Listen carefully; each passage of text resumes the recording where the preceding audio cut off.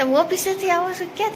ચણાની દાળ બનાવી છે, વઘારી નાખી છે, પાકી ગયા છે અને એને કાઢવા પડે એમ છે, વાટવા પડે એમ છે. Hello guys, good morning. કેમ છો બધા? આઈ હોપ બધા મજામાં જ હશે. તો હાર્દિક સ્વાગત છે તમારું અમારા વિડીયોમાં, અમારા બ્લોગમાં. તો અત્યારે વાગ્યા છે 9:30 અને હું નાઈને ફ્રેશ થઈ ગઈ છું અને આજે હું ઘરે છું, નથી ગઈ પાર્લરે, કારણ કે અમારી વાડીએ મજૂર આવ્યા છે. તમે આગલા વ્લોગમાં જોયું હતું કે અમારી વાડીએ તલ વાવેલા છે, એટલે હવે એ પાકી ગયા છે અને એને કાઢવા પડે એમ છે, વાટવા પડે એમ છે. એટલે વાડીએ થોડાક મજૂર છે અને મમ્મી ઘરે નથી, એટલે બપોરે ટિફિન મોકલવાનું હોય મજૂરનું, રસોઈ બનાવવાની હોય, એટલે હું આજે ઘરે છું. અને માનવ તો ઓફિસે ગયા છે, એકલા ગયા છે આજે. અત્યારે ઘરનું કામ પણ મેં બધું કરી નાખ્યું છે અને થોડુંક કામ છે કરવાનું, એ કામ કરી નાખું હું. અને તમે ક્યાંય જાતા નહીં, કન્ટિન્યુ વ્લોગમાં રહેજો, કારણ કે આજે હું એકલી છું વ્લોગમાં અને તમે છો નહીં, હું એકલી નથી, તમે પણ છો સાથે. તો કંઈ નહીં, સારું, ચાલો હું થોડુંક કામકાજ છે એ કરી નાખું, પછી આપણે મળીએ. તો મેં ઘરનું બધું કામ કરી નાખ્યું છે અને હવે મારે બનાવવાની છે રસોઈ. ખાલી રસોઈ જ બનાવવાની છે, બધું કામ તો કરી નાખ્યું. અને અત્યારે વાગ્યા છે, કેટલા વાગ્યા હતા હમણાં મેં ઘડિયાળમાં જોયું તો, હા 11:30 ને 12 વાગે તો પપ્પા લેવા આવશે, કારણ કે એને ભૂખ લાગે ને, કામ કરતા હોય એટલે વહેલું ટિફિન દેવું પડે. અહીંયા મેં દાળ વઘારી નાખી છે, ચણાની દાળ બનાવી છે, વઘારી નાખી છે. અને હવે પપ્પા આવે એટલી રાહ છે ને આ ચણાની દાળ અહીંયા મૂકી દઉં અને અહીંયા બનાવી નાખું રોટલી. ને અહીંયા જો આ ચા ઢોરાણી હતી, હવે મારાથી જ ઢોરાણી હતી. કાંઈ નહીં, બધું સાફ સફાઈ કરી નાખીશ, રસોઈ બનાવી જાય પછી.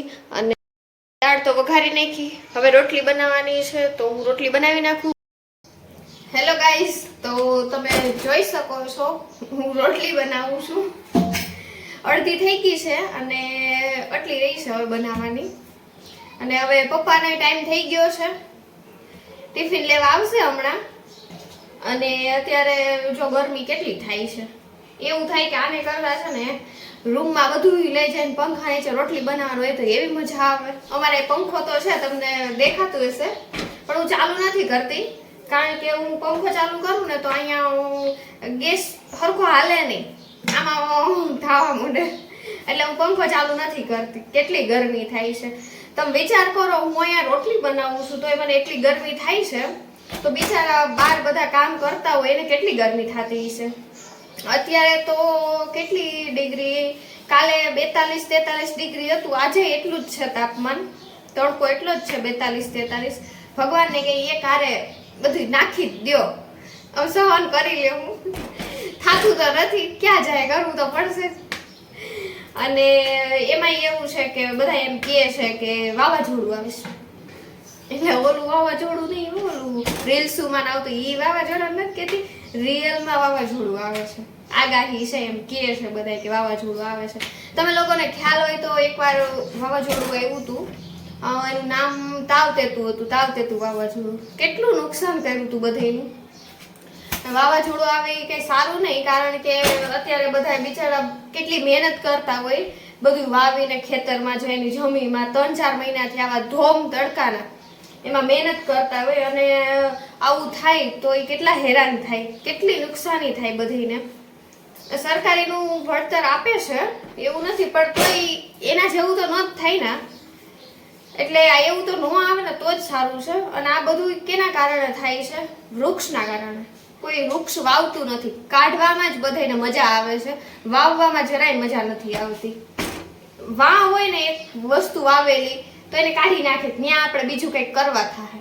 તમે વૃક્ષ કાઢવામાં અને વાવો તો આ કાંઈ પરિસ્થિતિ ન આવે, એટલી ગરમી ન થાય અને એટલું તાપમાન ન વધે. એટલે જ બધા કહે છે તમે વૃક્ષ વાવો. ને અત્યારે ગરમી છે તો બિચારા ચકલા, પશુ પક્ષી પાણી વગરના કેટલા હેરાન છે. તો તમે તમારા ઘરની બહાર અથવા તો તમારી વાડીએ ગમે ત્યાં નાના નાના આવડા કુંડા મૂકો, એના કારણે એ બિચારા પાણી પી શકે એમાંથી.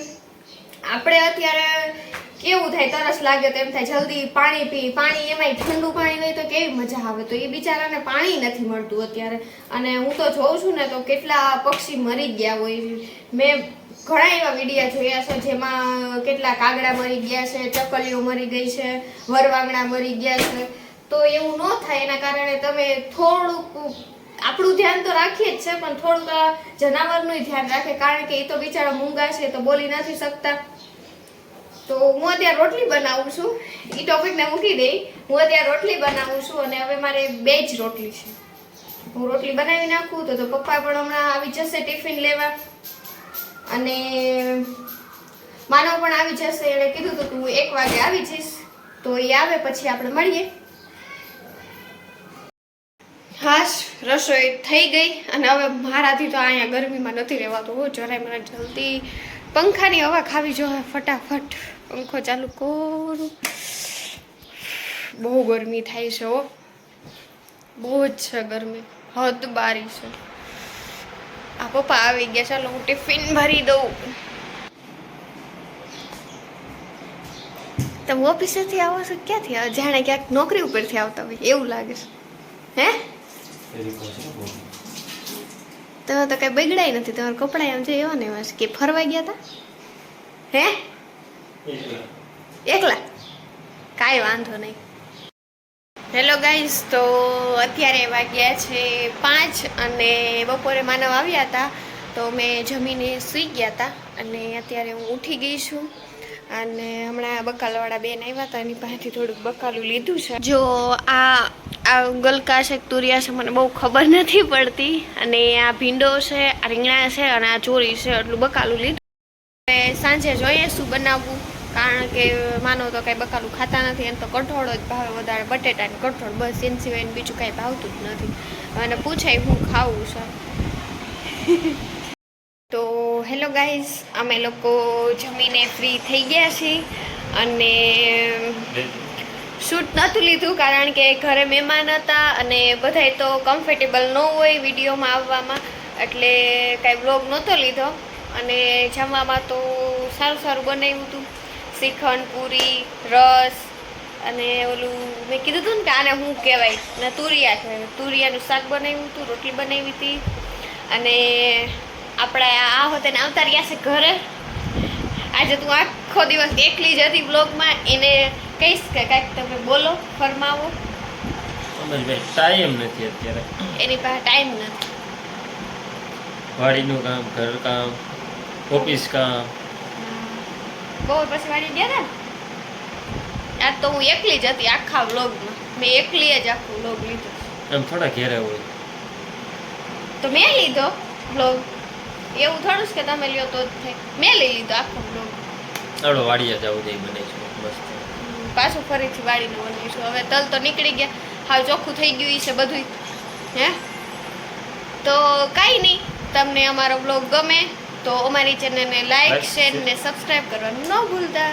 નવા વ્લોગમાં ફરીથી મળીશું.